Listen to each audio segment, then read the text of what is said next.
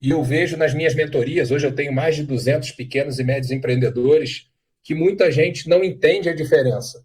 Por mais que pareça óbvio, essas palavras confundem bastante. E quais são as palavras? Para quem está aqui, que pegou o título V de venda, F de faturamento, R de receita, L de lucro, C de caixa. É muito fácil as pessoas falarem de venda. Ah, eu quero vender, eu quero vender, eu quero vender. O segredo é vender. Vender é que mantém a empresa. O departamento de venda é o mais importante da empresa. E, na verdade, eu fico muito assustado quando eu escuto isso. E eu vou explicar por quê.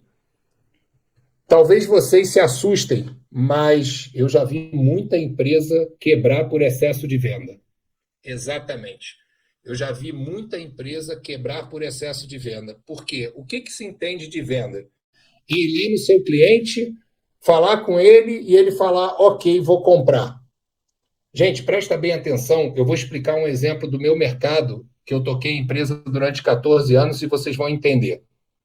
O que era uma venda? Uma venda era conseguir que um cirurgião botasse um pedido do nosso material. Beleza, a gente pegava esse pedido e enviava para o plano de saúde. O plano de saúde aprovava. E aí a gente considerava a venda feita porque a gente ia levar para a cirurgia. Ok, mas o que essa venda me traz a não ser uma felicidade rápida? Por que isso?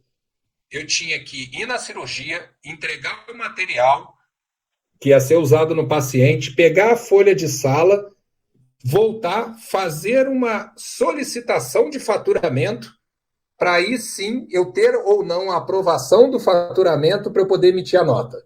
Então vamos lá, vocês já começaram a entender que se eu vendesse demais e não faturasse nada, minha empresa quebraria, porque ela ia gastar estoque e nem emitir nota eu ia conseguir.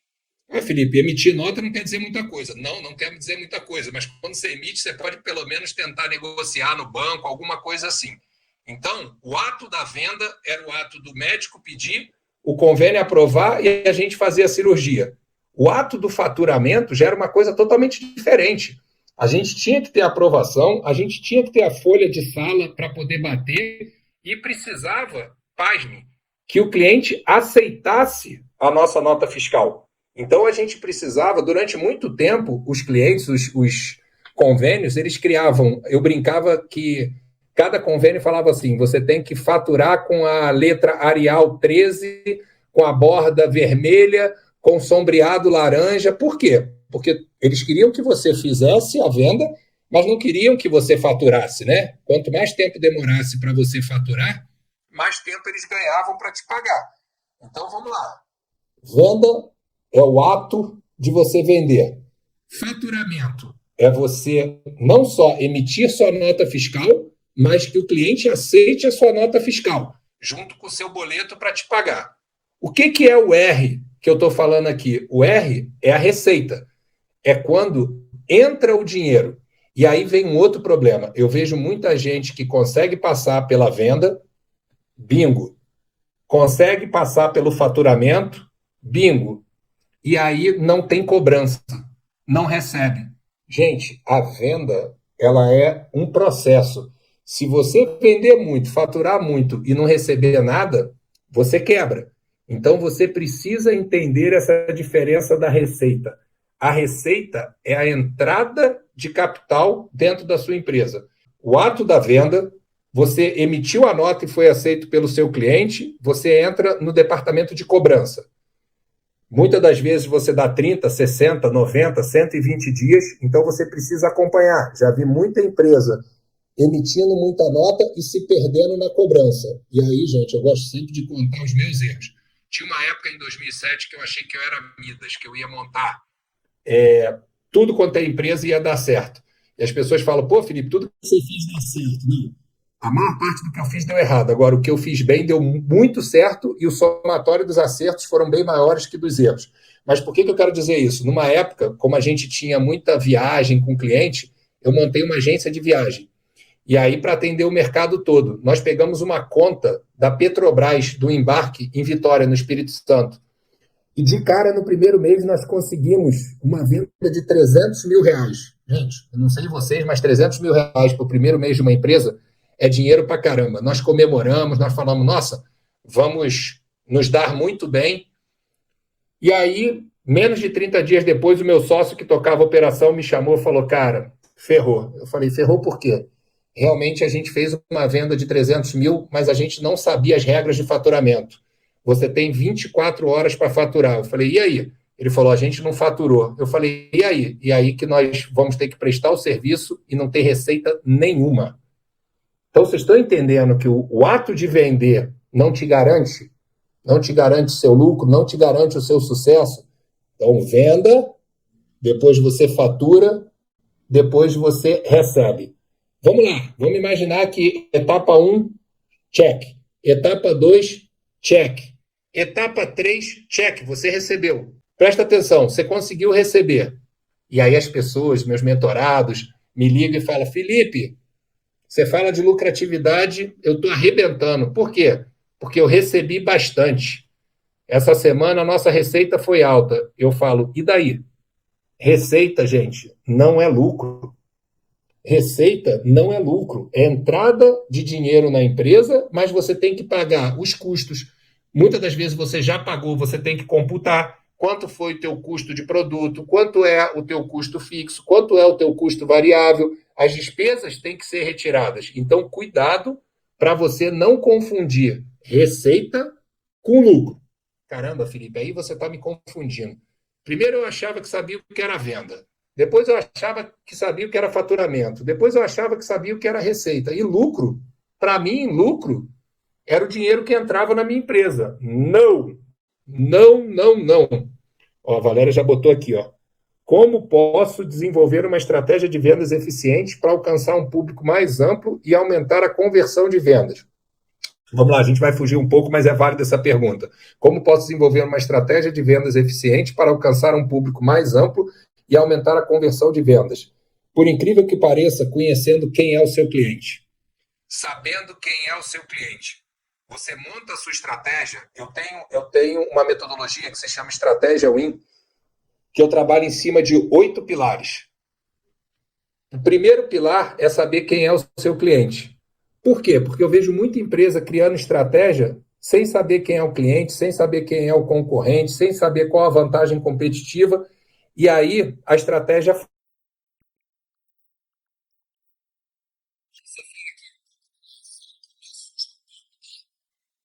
diria que vender para mais cliente, tudo bem. Público mais amplo é um erro muito comum. É você tentar vender para todo mundo. Você vender para quem não é o seu cliente ideal, das duas, uma. Ou ele vai reclamar, ou ele vai pedir desconto. Então, cuidado com essa venda para um público mais amplo. Eu adoro quando a pessoa fala: nossa, eu sou especialista em vender para donos de loja no bairro tal, de produtos de comida para pessoas de 15 a 25 anos do sexo masculino, porque você está entendendo para quem realmente é o seu produto. E aí, quando você entende para quem é o seu produto, é que a mágica ocorre. E o lucro, na verdade, ele é o que sobra. O que sobra da sua receita menos as suas despesas é considerado lucro. E aí vem a coisa mais doida. A pessoa fala: ah, isso é muito simples. É só olhar o meu banco e ver o que tem no meu caixa. Não, porque tem despesas que ainda vão ser pagas, tem despesas que você paga para frente, então você já tem que provisionar essas despesas, e aí você entende o C, o último ponto, que é o caixa.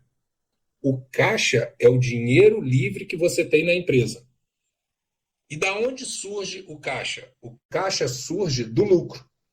A partir do momento que você paga todas as suas despesas e afere o seu lucro, eu aconselho aos empreendedores para separarem parte do lucro e deixar no caixa da empresa. Por quê, Felipe, se isso aí é excedente? Porque eu sempre digo, vem sempre uma dor de barriga, vem sempre um período ruim. E o caixa é que te salva. Muita gente já deve ter ouvido do cash is king. É exatamente isso, é a sua reserva de caixa, porque você montou uma empresa que está lá estruturada para faturar 50 mil por mês. Enquanto você fatura 50 mil, ela paga as contas. Quando você fatura 60 mil, ela dá lucro. 70 mil, ela dá lucro. Aí você pega esse lucro e retira tudo. E quando ela faturar 40, você não tem dinheiro para pagar as contas. Então, gente, eu sei que pode parecer óbvio, mas poucas pessoas entendem a diferença desses 5 pontos. Muita gente fala para mim, fui lá, fiz a venda, vou comemorar. Eu falo, não, não. Entendeu? Você primeiro precisa faturar, você primeiro precisa receber, você primeiro precisa ver a sua lucratividade, porque não adianta nada. Muita gente fala para mim, Felipe, tem um negócio aqui maravilhoso para você investir. Aí eu falo, por que ele é maravilhoso? Ah, porque ele fatura 1 milhão por mês. Eu falo, cara, você não me falou nada nessa frase. O negócio que fatura 1 milhão por mês e gasta 1 milhão e 10, cara, eu não quero nem dado. Se você quiser me dar, se você quiser me pagar, vai ter que me pagar muito caro para eu ficar com esse negócio. E só para quem é novo aqui, pô, Felipe, você fala de céu, como empreender lucrando, você fala de um estratégico, você fala de um infinito e agora você fala de estratégia win. Estratégia win é a metodologia que eu desenvolvi depois de 3 anos na Harvard Business School, apliquei na minha empresa e já apliquei em mais de 200 empresas. Então, estratégia win é uma metodologia. O céu é um produto de treinamento gravado online. Tá? É o produto de entrada que a gente tem depois do e-book. O estratégico já é uma mentoria de 2 meses. E o infinito é uma mentoria de 6 meses. Boa, boa. Isso é uma coisa bem interessante, porque eu sempre digo o seguinte, gente, a foto ela é bonita, mas o filme do empreendedor ele é duro. O que eu quero dizer com isso? Quando o pessoal vê lá que eu vendi a minha empresa para uma multinacional listada na Bolsa Americana Nasdaq, tal, todo mundo fala, putz, que bacana. Essa é a foto. Olha o filme. Olha 2009 que a gente quase quebrou. Olha 2009 que foi um ano inteiro de prejuízo. Cheguei a ter prejuízo de 700 mil num mês. Então, o filme, ele é bem duro. Por que eu estou falando isso, Valéria? Hoje, eu falar para você que eu tenho uma taxa alta de reinvestimento é porque, primeiro, eu tenho um negócio que eu vendo meu capital intelectual, então a minha margem é muito alta. Só que o que eu mais tenho escutado é pessoas olhar meu negócio, entrar no meu escritório lá nos Estados Unidos e falar assim, pô, eu quero ser mentor. Isso dá muito dinheiro. E eu faço a seguinte pergunta: sim, dá muito dinheiro para quem pode ficar 3 anos sem ganhar nada. E aí a pessoa fala, ué, mas como assim? Você vai querer dizer para mim que você não está ganhando nada? Não, eu vou querer dizer que hoje eu ganho muito, mas foram 3 anos reinvestindo, e a minha equipe está aqui, não me deixa mentir, reinvestindo 100% da receita. A minha receita inicial dos 3 primeiros anos, eu não saquei um centavo. Eu queria crescer a minha equipe, crescer meu time, crescer minha estrutura, melhorar a minha entrega.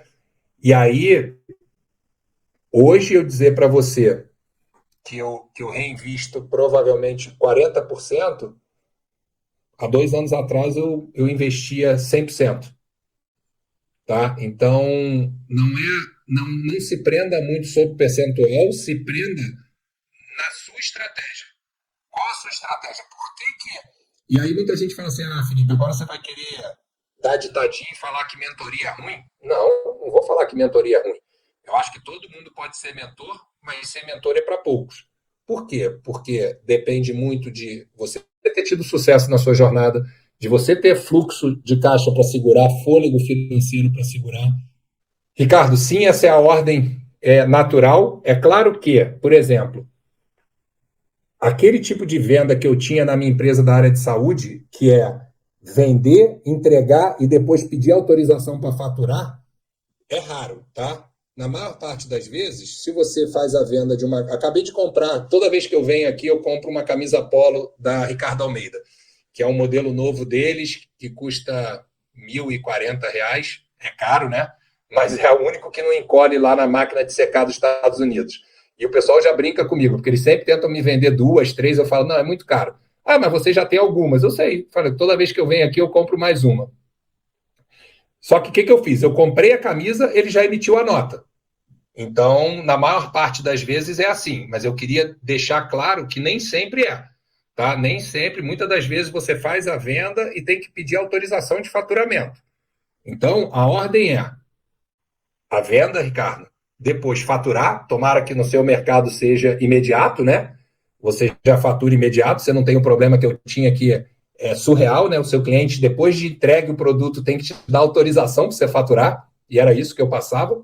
Depois, receita, entendeu? A receita não vai vir antes da venda, e muito provavelmente não vai vir antes do faturamento. Então, número 1, venda, número 2, faturamento, número 3, receita. Depois da receita que você calcula o seu lucro. Tá? O lucro vem depois da receita e o lucro não é a receita. O lucro você tem que provisionar todos os custos que você tem naquela venda. Alguns deles você já pagou, outros você ainda vai pagar. Então, quarto ponto, lucro.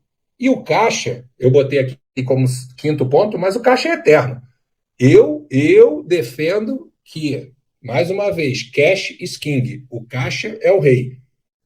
Não se deslumbre, primeiro, querendo sacar a receita da sua empresa, que ela não é lucro. Segundo, achando que você pode sacar todo o lucro. Deixe reserva de caixa. Ah, Felipe, você é muito pessimista. Não sou, não. Eu tenho um lema que é looking for the best, but expecting the worst. O que é isso?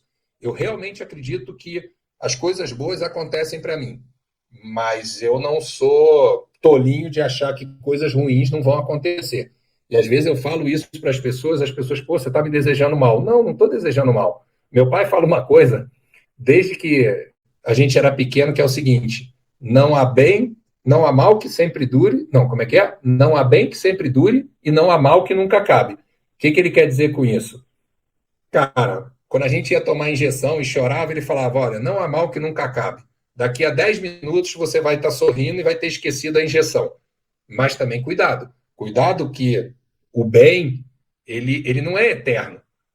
E a vida, principalmente do empreendedor, é uma senoide. O que você tem que fazer? Você tem que maximizar os momentos positivos. Agora, acabar com os momentos negativos, eu seria muito leviano se eu dissesse assim: ah, não, vem para a minha mentoria que você não vai ter problema na sua empresa. Mentira, gente.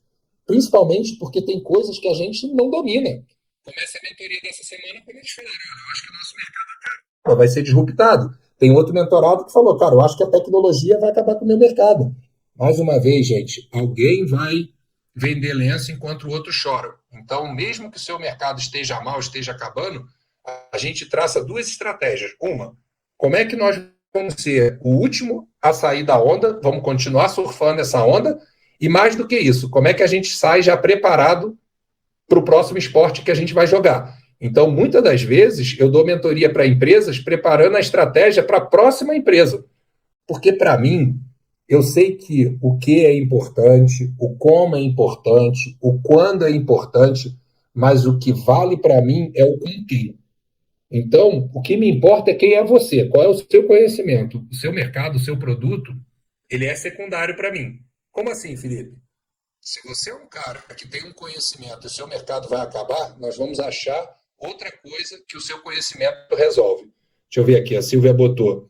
Qual a importância da fidelização de clientes para o aumento da receita de uma empresa? Muito importante. E aí vocês, quem não viu, depois volta no meu stories de hoje, que eu gravei agora há pouco. Eu tenho essa mentoria de 6 meses. Claro que eu gosto muito quando entra um cliente novo. Mas eu digo o seguinte, eu gosto muito mais quando um cliente antigo renova, que a gente chama de LTV, Lifetime Value.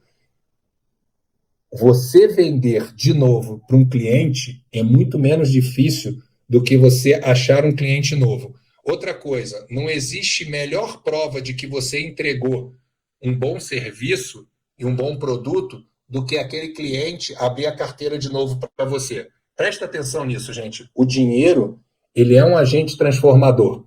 Muita gente fala assim: ah, poxa, obrigado, eu queria muito tomar um café contigo, eu queria muito. E durante muito tempo eu tomei muitos cafés, só que hoje, desculpa, hoje o meu tempo é voltado para os meus mentorados. Ah, Felipe, você só faz coisa para quem te paga? Não, eu estou aqui de graça. Eu estou aqui no YouTube, no Facebook, no LinkedIn, no Instagram, de graça. Então eu falo para as pessoas o seguinte: se você hoje não pode pagar um dos meus programas, e muita gente, principalmente quando eu faço lançamento, que eu mais recebo é assim: poxa, Felipe, você podia me dar de graça o seu programa? Eu falo: ué, por que eu deveria? Ah, porque eu não tenho dinheiro para pagar. Eu falei: ok, você não tem dinheiro para pagar. Você está em todas as minhas lives gratuitas? Você coloca a pergunta. Eu abro caixa de pergunta praticamente toda semana. Você coloca a pergunta? Ah, não, não coloco. Eu falo: então faz o seguinte, eu não vou te dar de graça. Eu vou agora no meu stories, vou abrir a caixa de pergunta. Coloca 200 perguntas lá, faz a minha vida miserável, me dá um trabalho danado, porque lá eu não cobro nada. Então é muito engraçado. O que eu já percebi disso, gente? Desculpa quem ficar ofendido, mas eu estou aqui para mudar a mentalidade de vocês. Eu não posso ser muleta para ninguém. O que essa pessoa, quando eu lanço um produto novo que me pede de graça, ela quer? Ela quer me culpar pelo momento ou pelo lugar que ela está. E eu seria muito desleal com ela se eu pegasse para mim essa culpa. Entendeu? Porque as pessoas preferem dizer o seguinte: ah, se o Felipe tivesse me dado de graça, eu teria tido sucesso. Mentira, mentira. Porque eu dou 99% do meu conteúdo está de graça aqui no Instagram, no YouTube, no Facebook, e as pessoas não se dão nem o trabalho de ir lá ver. Entendeu? Eu abro caixa de pergunta e eu sei muito bem quem são os preguiçosos e quem são os executores. Tem gente, sim, que eu reconheço que não pode pagar os meus programas de mentoria, e eu nunca deixei de responder uma pergunta. Porque aquelas pessoas estão querendo ir para o próximo nível, e eu tenho certeza que um dia vão estar num programa maior meu de mentoria. Ó, o Jefferson botou aqui: como uma empresa pode aumentar seu lucro sem aumentar sua receita? Ótima pergunta, isso é totalmente possível, gente. Vamos lá, tentar trazer da maneira mais simples possível. O lucro é receita menos despesa. Então, as pessoas só conseguem enxergar o seguinte: para aumentar o lucro, eu tenho que aumentar a receita. Sim e não. Por que sim e não? Se você aumentar a receita sem mexer na despesa, você aumenta seu lucro. Só que presta atenção numa coisa muito importante. Cada vez menos você coordena a sua receita. Cada vez mais o cliente tem força. Ainda mais se você vende produto commodity. Não adianta você achar que você vai vender, sei lá, essa caneta Bic por R$ 1.000. Ninguém vai te pagar. Não, eu quero aumentar meu lucro, eu vou deixar de vender, vou chutar lá, R$ 5 essa caneta. Não adianta eu querer vender por 50 que ninguém vai pagar. Então, qual é a dica que eu dou para você aumentar seu lucro? Controle seus custos. Compre bem. O melhor lucro é o lucro da compra. É empresa pobre de dono rico. Isso não vai funcionar. A empresa vai quebrar e o dono vai ficar pobre porque a empresa toma o dinheiro do dono. Então, primeira coisa é entender que o dinheiro da empresa não é o seu dinheiro, tá? Ele não é o seu dinheiro, até porque tem contas que ainda vão vir para pagar. Então, a disciplina, que eu gosto muito, tá? Eu digo que o nome do jogo você tem que ter foco e disciplina. Como é que você cria disciplina? Disciplina é hábito. Você tem que criar o primeiro hábito que poucos pequenos empreendedores criam, que é separar a vida pessoal de vida profissional. Entendeu? Você tem que ter uma conta sua pessoal e uma conta da empresa. O que eu vejo de empreendedor falando: ah, minha empresa não deu lucro. Por quê? Não, porque aqui eu paguei meu cartão de crédito, eu paguei a prestação do meu carro, eu paguei os presentes da família. Eu falei: mas a empresa não tem família. A empresa não come no final de semana. Então, toma muito cuidado e separa muito bem. Então, os empreendedores se perdem porque se perdem no básico, já começam errado. Uma coisa é a empresa, outra coisa é a pessoa física. Cláudia, só complementando, o cálculo para a receita deve ser feito por 1 ano ou por 6 meses? É necessário um planejamento? Ótima pergunta. Eu sou da escola de Harvard. Harvard desenvolveu o Business Plan, que é o planejamento de negócio, o plano de negócio. Mas a própria Harvard está destruindo isso, porque eram planos de 5 anos. Gente, hoje o mercado está muito veloz, entendeu? Eu digo que pequenos e médios empreendedores trabalham com planos. Sim, você faz um anual, você faz um semestral, mas ajusta bimestralmente. Então, o cálculo deve ser feito, diria que por 1 ano, tá? Se possível, mas sendo ajustado a cada 2 meses. E troca planejamento por estratégia. Sabe por quê? Porque quando a gente fala planejamento, é aquela. Vem na nossa cabeça fazer aquela coisa rebuscada, aquela Bíblia para ser seguida, aquele. Gente, o que eu já vi de empresa, quando termina de fazer o business plan, ele já está todo furado, entendeu? Então, assim, mas as empresas grandes fazem, é outro jogo, tá? Nós, pequenos e médios empreendedores, a gente ajusta a todo momento. Afinal de contas, eu sempre digo o seguinte: é ruim, né? Você ser pequeno, você não ter caixa. Você, sim, agora qual é a parte boa? Você manobra muito mais rápido um jet ski do que um transatlântico. O transatlântico pode avistar o iceberg, que chances são que ele não para nem vira aquele navio imenso. Então você, sendo pequeno, você tem que ser mais ágil. Aí não, você faz o seguinte: você é um jet ski, aí você traça um planejamento de 1 ano de navegação. Você perdeu a sua vantagem competitiva, que é a agilidade. Como eu falo para pequenos e médios empreendedores, eu não vou ser louco de engessar os meus mentorados dentro de um planejamento. Mas o gigante faz. O gigante faz porque ele é lento. O gigante ele é lerdo, ele não consegue movimentar rápido, a estrutura dele é pesada. Entendeu? Então, para nós, tem que ter alguma vantagem você não ter 100, 200, 500, 4.000 funcionários, entendeu? Tem que ter alguma vantagem você não ter um custo tão alto. Tem que ter alguma vantagem você faturar menos, entendeu? Você tem uma área de manobra muito mais ampla. Como criar, inovar, desenvolver diferencial no mercado? Ótima pergunta.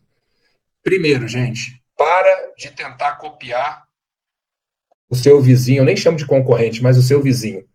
Como é que você cria, inova e desenvolve diferencial? Primeiro, sabendo quem é você. Por que isso? Porque pequenos e médios negócios são frutos do empreendedor. Eu fiz até essa brincadeira hoje. Imagina que eu quero inovar e melhorar a qualidade da minha mentoria e eu vou tentar ter o melhor penteado dessa live. Pô, galera, não dá, né? Não tem nada a ver comigo. Entendeu? Não está dentro da minha vantagem competitiva. Não, mas poxa, eu tenho 1,96 m, muita gente não tem. Então, o que 1,96 m ajuda? Ajuda para o basquete. Aí vou eu tentar jogar o jogo do jockey, do corredor de Fórmula 1, sendo que eu não consigo nem entrar dentro do carro. Você está entendendo? Como é que você faz para criar, inovar e desenvolver um diferencial? Primeiro, saiba qual o seu diferencial. Tá? Você entendendo qual o seu diferencial, fica mais fácil você entender qual o diferencial do seu negócio. Depois você se pergunta: o meu diferencial resolve a dor de algum cliente? Se ele conseguir resolver a dor de algum cliente, pronto, deu fit e você tem um negócio. Cuidado, que eu vejo muita gente queimando o cérebro para criar o novo iPhone. Mas se você não tem essa característica, você não vai conseguir. Então, a pergunta é boa, mas ela é invertida, tá? Você, na verdade, entende o seu diferencial, trabalha para melhorá-lo. Eu sei que tem muita gente que fala, você tem que focar nas suas deficiências e tal. No início, quando você está sozinho, sim, você tem que melhorar um pouco aquilo que você não faz, mas o meu foco é sempre potencializar o meu lado forte para que eu cresça rápido e possa ter pessoas melhor que eu para fazer o que eu não sou bom. Então, pega essa aí.